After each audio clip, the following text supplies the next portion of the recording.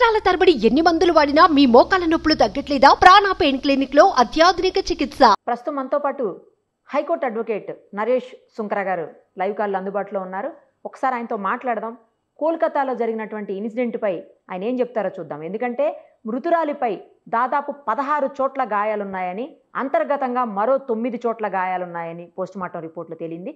ఊపిరితిత్తుల్లో కూడా బ్లీడింగ్ అయిందని తెలుస్తోంది. మరోవైపు మనం ఇప్పటికే విన్నాము, స్పెర్మ్ కౌంట్ కూడా చాలా ఎక్కువ ఉంది లోపల అని చెప్పేసి. ఎందుకంటే 150 గ్రామ్స్ వరకు ఉంది అని చెప్తున్నారు.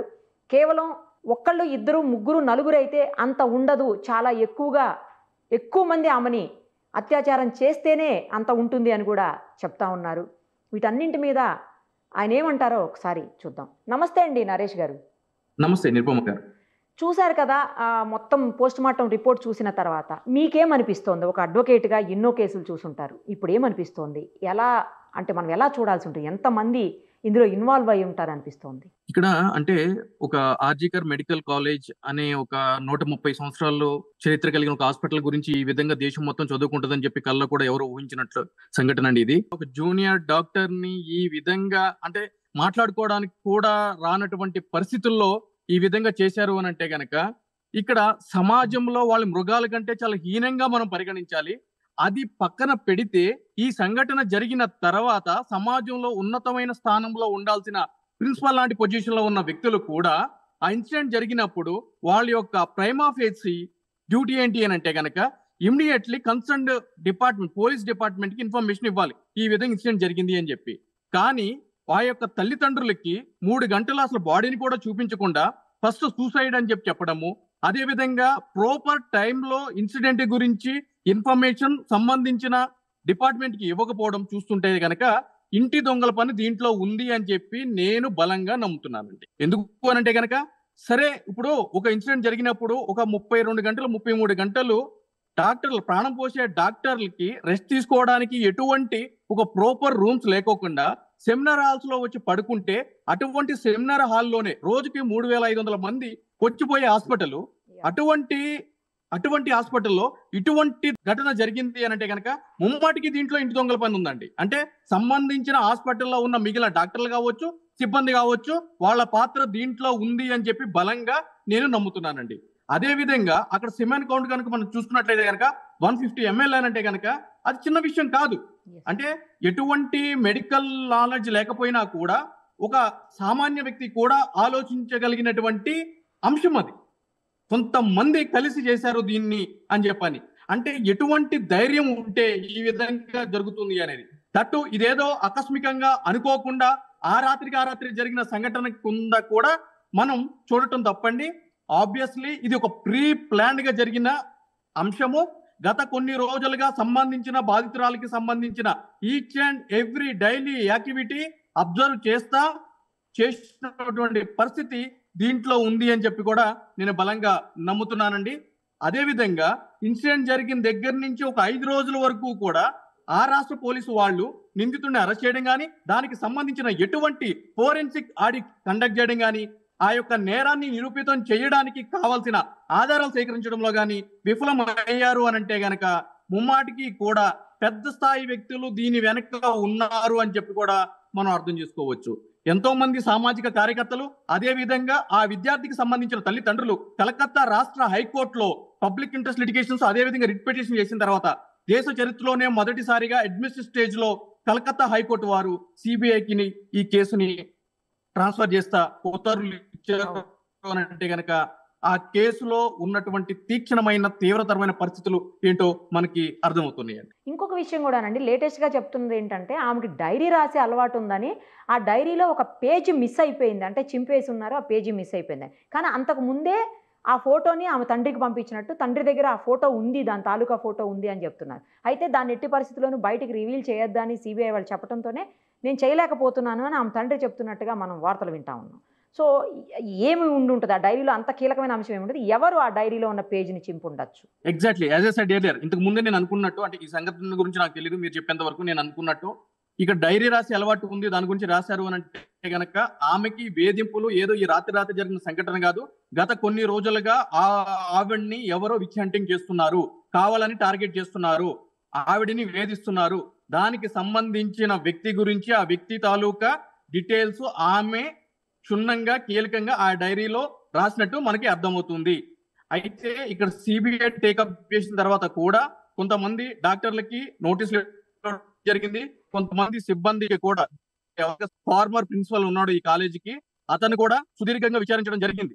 ఏమని అంటే కనుక, మీరు ఎందుకు ఇన్సిడెంట్ జరిగిన వెంటనే ఇన్ఫర్మేషన్ ఇవ్వలేదు, 3 గంటల్లో వాళ్ళ యొక్క తల్లిదండ్రులు ఎందుకు వెయిట్ చేపించారు, అసలు ఈ సంఘటన గురించి మీకు ఎప్పుడు తెలిసింది, ఈ యొక్క బాధిత మహిళ ఎప్పుడైనా సరే మీకు ఎవరి మీదైనా సరే కంప్లైంట్ ఇచ్చిన తదితర అంశాల గురించి కీలకంగా కూడా వాళ్ళు విచారించడం జరిగింది.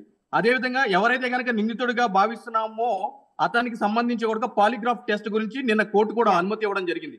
ఎందుకంటే కనుక అతను డిఫరెంట్ సమాధానాలు చెప్తున్నాడు, పొంతన లేని సమాధానాలు చెప్తున్నాడు కాబట్టి, సో ఆ సమాధానాలు నిజమా కాదా అని చెప్పుకుని తెలిసే క్రమంలో మెడికల్ గా పాలిగ్రాఫీ టెస్ట్ కూడా కోర్టు అనుమతించడం జరిగింది. అది చేయడంలో కూడా సిబిఐ వాళ్ళు ఇప్పుడు ఆ కార్యక్రమంలో ఉన్నారు. అయితే ఇక్కడ డైరీకి సంబంధించిన పేజీకి సంబంధించి రివీల్ చేయాలంటే ఇక్కడ గొప్ప విషయం ఏంటి అంటే కనుక ఆ ఫోటో వాళ్ళ తండ్రికి ఇప్పించింది.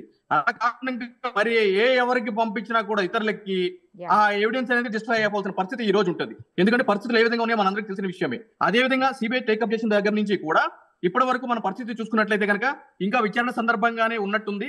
సిబిఐ కూడా ఇంకా స్పీడప్ చేయాల్సిన అవసరం ఎంతైనా ఉంది. అయితే అక్కడ సీసీటీవీ కెమెరాలు లేకుండా ఉండొచ్చు, కానీ అక్కడ ఉన్న ఆ రోజు రాత్రి జరిగిన ఎవరైతే కనుక వ్యక్తులు పార్టిసిపేట్ చేశారో చేయలేదో తెలుసుకోవాలి అంటే కనుక టెక్నాలజీ బాగా డెవలప్ అయ్యింది. సిడిఆర్ అంటామండి, అంటే కాల్ డేటా రికార్డ్ అని అంటాము. అంటే ఆ టైంలో ఆ సెల్ టవర్ నుంచి ఎంతమందికి ఫోన్స్ వచ్చినాయి, ఎవరెవరు ఫోన్ లో మాట్లాడుకున్నారు అని చెప్పి ఆ సిడిఆర్ అనాలిసిస్ చేస్తే తప్పకుండా కూడా నిందితుల్ని పట్టుకోవడానికి పుష్కలమైన అవకాశాలు ఉన్నాయండి వాళ్ళందరినీ ఇంటరాగేట్ చేస్తే. సో అదంతా కూడా చాలా అడ్వాన్స్డ్ ప్రక్రియ, ఇమ్మీడియట్లీ కూడా తెచ్చుకోవాల్సిన పరిస్థితి ఉంది. సో సిబిఐ విషయంలో కూడా ఇంకొద్దిగా స్పీడప్ చేయాలి. లేదు అంటే ఇట్లానే తత్సారం చేస్తే కనుక ఈ యొక్క అనుమానాలు ఇంకా బలంగా ఏర్పడే అవకాశాలు ఉన్నాయి. దీనికి సంబంధించి సుప్రీంకోర్టు వారు ఆల్రెడీ ఇప్పుడు హీరింగ్ అని కూడా స్టార్ట్ చేయడం జరిగింది, సుమోటో కాగ్నిషన్ తీసుకోవడం జరిగింది. దానికి సంబంధించి కూడా ఆర్గ్యుమెంట్స్ అనేవి స్టార్ట్ అయ్యాయండి సుప్రీంకోర్టులో. సుప్రీంకోర్టులో కూడా స్టార్ట్ అయిపోయినాయి అండి, సుమోటోగా తీసుకునింది ఆల్రెడీ. ఎగ్జాక్ట్లీ 10:30. సో త్వరగా న్యాయం జరుగుతుంది, అసలు నిందితులు బయటకు వస్తారని చెప్పేసి ఎక్స్పెక్ట్ చేద్దామండి. ఎందుకంటే బిఎన్ఎస్ చట్టాలు కూడా ఇప్పుడు కొంచెం కఠినతరం అయ్యాయని వింటున్నాము, నిజమే కదా? అంటే చట్టాలు కఠినంగా ఉన్నాయండి భారతదేశంలో, మొదటి నుంచి కూడా చట్టాలు కఠినంగా ఉన్నాయి. అంటే సమయానుకూలంగా సందర్భానుసారంగా దాని యొక్క తీవ్రతని మారుస్తూ కూడా మనం వచ్చాము. అంటే మొన్న July 1 నుంచి కూడా బిఎన్ఎస్ అంటే భారతీయ న్యాయ సంహిత గాని, అదేవిధంగా బిఎన్ఎస్ఎస్ భారతీయ నాగరిక సురక్ష సంహిత గాని, వీటికి సంబంధించి కూడా మార్చుకున్నాము, సెక్షన్లు మారటం జరిగింది.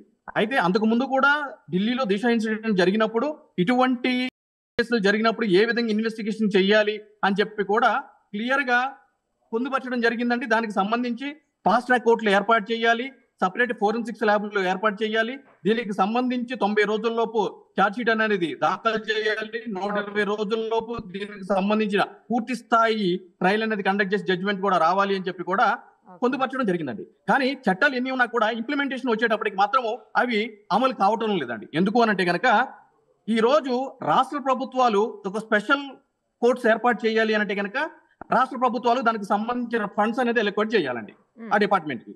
అదే విధంగా రిక్రూట్మెంట్ చేయాలి, అంటే స్పెషల్ కోర్టు ఉన్నప్పుడు జడ్జి గారు కావాలి కదండి, సో ఆ రిక్రూట్మెంట్ చేయాలి.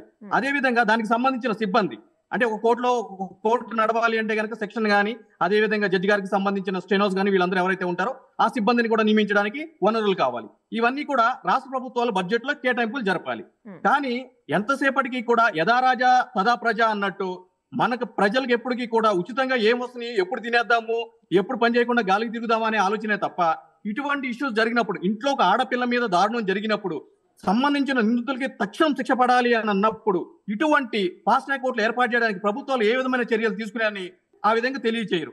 ఇప్పుడు మీలాంటి మీడియా మిత్రులు, మాలాంటి సామాజిక న్యాయవాదులు కానీ, అదేవిధంగా అడ్వకేట్స్ కానీ ఈ విధంగా మీడియా ముఖంగా ఎంత మొత్తుకున్నా కూడా ఈ యొక్క ఆవేదన బాధ వాళ్ళ దాకా వెళ్ళదు. ఇవన్నీ ఏదో ఒక 4-5 రోజులు చేస్తారు, దాని తర్వాత మర్చిపోతారు అనుకునేదే అల్టిమేట్ గా ఉంటుంది. సో ఇక్కడ కావాలి అని అంటే గనక చట్టాలు కఠినంగా ఉన్నాయి, ఇంప్లిమెంటేషన్ కావాలి, తక్షణం నిందితులకి ప్రాపర్ ట్రయల్ జరిగిన తర్వాత శిక్ష పడాలి అంటే మాత్రం ఆ స్పెషల్ కోర్టులు కాన్స్టిట్యూట్ చేయడానికి కావాల్సిన నిధులు, సిబ్బంది ఏవైతే కనుక రాష్ట్ర ప్రభుత్వాలు, అదేవిధంగా కేంద్ర ప్రభుత్వాలు కూడా ఆ దిశగా ప్రయత్నాలు మొదలు పెట్టాలని చెప్పి నేను చెప్తున్నానండి. రైట్ అండి, thank you so much. Thank you. Suman టీవీలో మీ పర్సనల్ అండ్ బిజినెస్ ప్రమోషన్స్ కోసం కింది నెంబర్కి కాంటాక్ట్ చేయండి.